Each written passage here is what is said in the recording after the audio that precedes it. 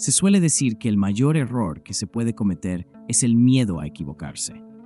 Sin embargo, en el ámbito de la construcción, evitar los errores es absolutamente crucial.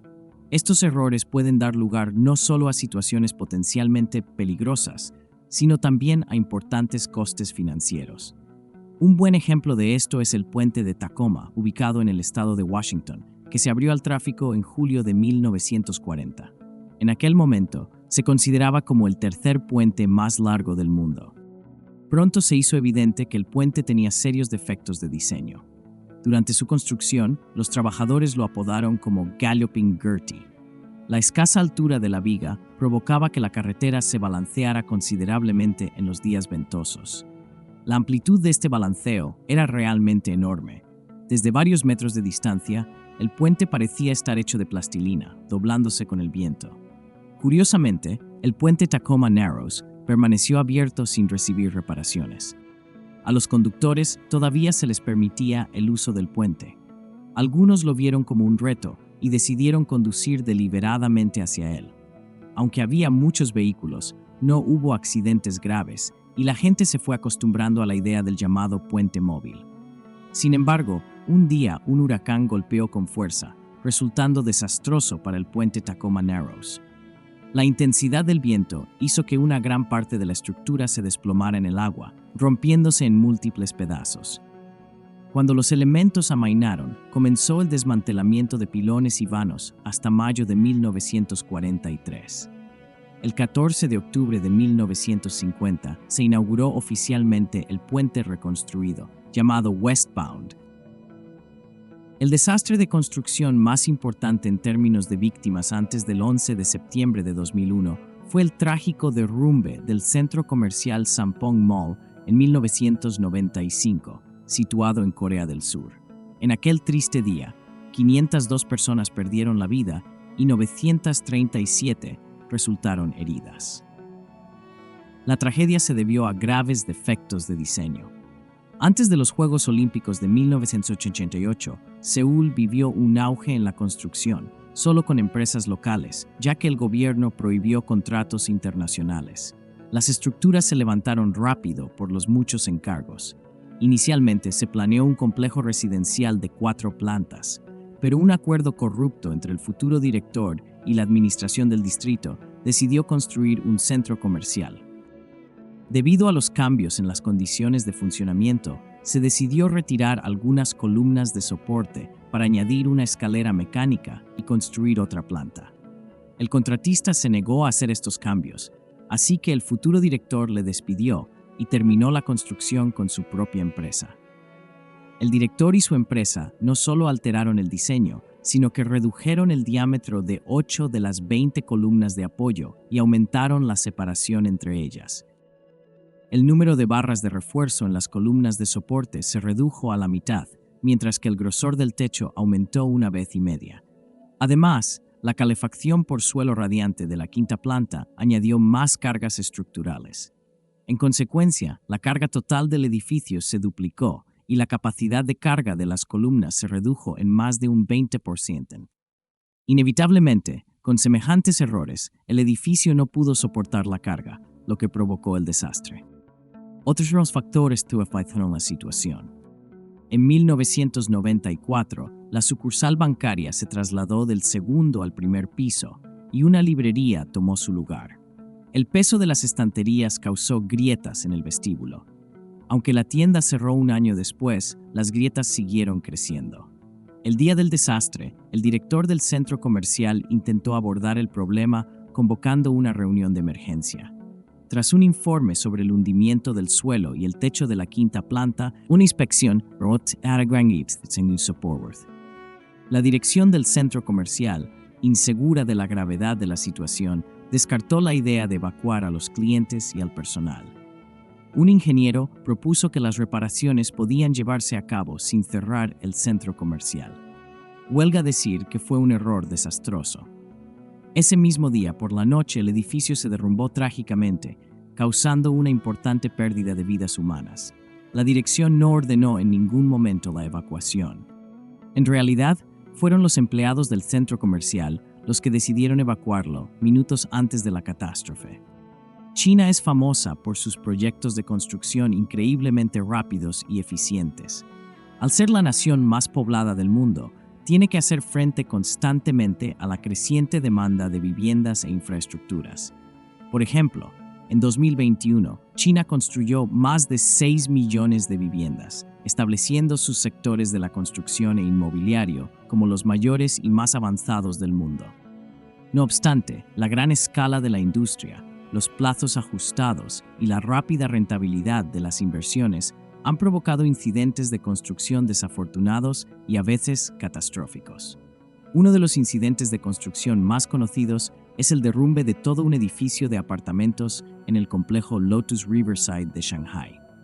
En la mañana del 27 de junio de 2009, los residentes de Shanghái oyeron un fuerte ruido cuando el edificio de 13 plantas se vino abajo. El nuevo edificio, casi intacto, se desplomó lateralmente, evitando milagrosamente golpear los edificios cercanos. Desafortunadamente, un trabajador dentro del edificio murió. Una investigación inicial concluyó que la excavación en el garaje subterráneo pudo causar el colapso. El informe indicaba que los cimientos estaban comprometidos. La remoción de tierra causó el derrumbe de la ribera, mezclando agua con tierra.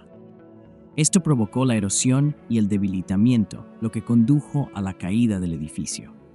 Además, la investigación reveló un problema importante en el sector más allá del debilitamiento de los cimientos. La empresa responsable del proyecto había sido advertida de los peligros potenciales antes de que se produjera el incidente.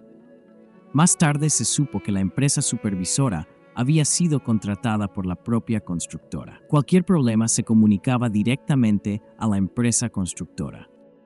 Debido a este conflicto de intereses, la empresa constructora podía retrasar o reducir los pagos a la empresa supervisora si se denunciaban problemas tras el derrumbe del edificio.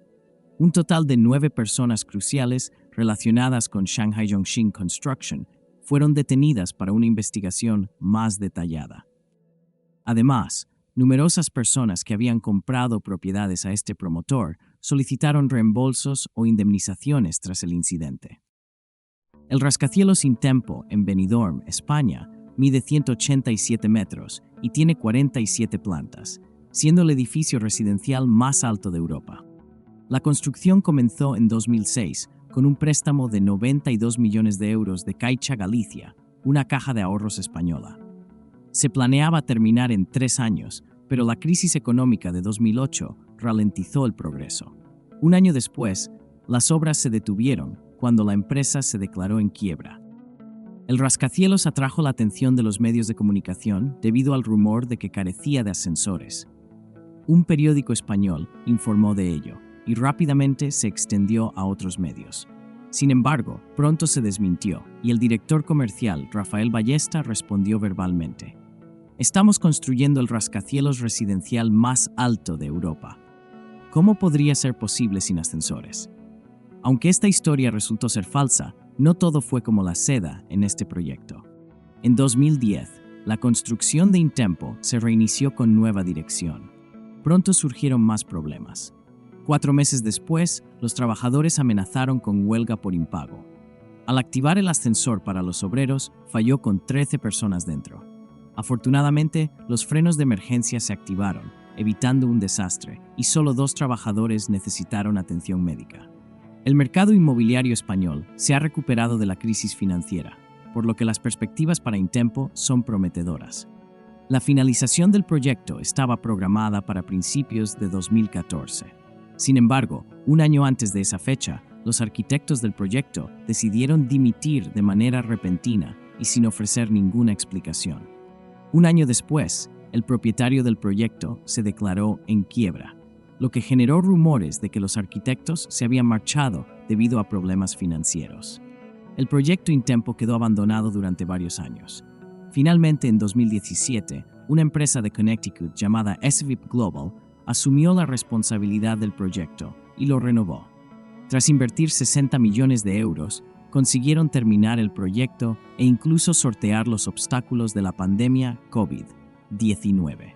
15 años después de que Intempo iniciara la construcción y tras varios cambios de propiedad y problemas financieros, el rascacielos abrió por fin sus puertas en 2021. Situado en el Hotel Radisson Collection, el Aquadome Aquarium de Berlín fue el mayor acuario cilíndrico del mundo.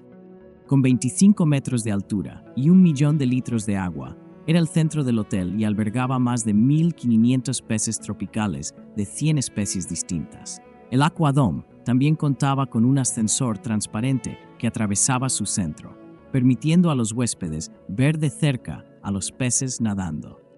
El gran acuario requería mantenimiento y limpieza regulares para proteger tanto a los peces como a los huéspedes. Pero la mañana del 16 de diciembre de 2022, el acuario estalló inesperadamente, liberando 1 millón de litros de agua de mar en el vestíbulo del hotel y en la calle. La repentina salida de agua devastó por completo el interior del hotel y destruyó la entrada del edificio. La fuerza fue tan grande que los sismógrafos locales llegaron a detectar ondas de choque provocadas por el derrumbe del acuario. Por fortuna, el incidente tuvo lugar de madrugada, cuando había pocas personas presentes. Debido al colapso del acuario, 2 personas resultaron heridas y tuvieron que ser hospitalizadas. Las autoridades mencionan que si hubiera ocurrido en hora punta, podría haber habido víctimas mortales. Una teoría es que el acuario se agrietó y se derrumbó por un descenso de la temperatura del aire. Los expertos creen que pudo deberse a la gran diferencia de temperatura entre el agua caliente del interior y el aire frío del exterior. La Torre de Pisa, declarada Patrimonio de la Humanidad por la UNESCO, atrae a más de 6 millones de visitantes al año, lo que la convierte en uno de los monumentos más famosos de Italia. Su innegable popularidad se debe a un error de construcción. Construida en el siglo XIII, la torre se diseñó como campanario independiente de la Catedral de Pisa. La inclinación de 4 grados apareció al inicio de su construcción en 1173, comenzando con el segundo piso. La torre se inclinó debido al suelo suelto, inestable y a cimientos de solo 3 metros de profundidad, lo que no soportó el peso de la estructura. ¿Cómo ha resistido la torre con los años? ¿Por qué no se ha caído y sigue inclinada? Una fuente sugiere que sobrevivió a la construcción por una larga pausa, permitiendo que el suelo se asentara bajo su peso. Un siglo después, en 1272, la construcción se reanudó y apareció una inclinación notable. Para corregirla, los obreros construyeron los muros más altos de un lado que del otro. A lo largo de los siglos, la Torre de Pisa se mantuvo estable, a pesar de su inclinación, ya que el suelo bajo ella se asentaba lentamente. El problema de la estabilidad de la torre se agravó durante la Segunda Guerra Mundial, cuando partes de Italia fueron bombardeadas. Se cuenta que los soldados estadounidenses, impresionados por la belleza de la torre, decidieron no destruirla, salvándola de la demolición.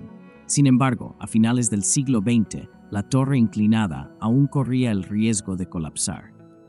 En 1990, el monumento fue cerrado al público por 11 años debido a un estudio reciente que mostró un aumento de la inclinación a 5,5 metros y que seguiría aumentando. La contraestructura fue revisada. El suelo alrededor de los cimientos se sustituyó por otro más estable. Al final del proyecto, la pendiente de la torre había disminuido unos 45 centímetros, lo que garantizaba su estabilidad durante al menos 200 años. En la actualidad, la torre curvada es un icono de Pisa, símbolo del patrimonio de la ciudad y del país.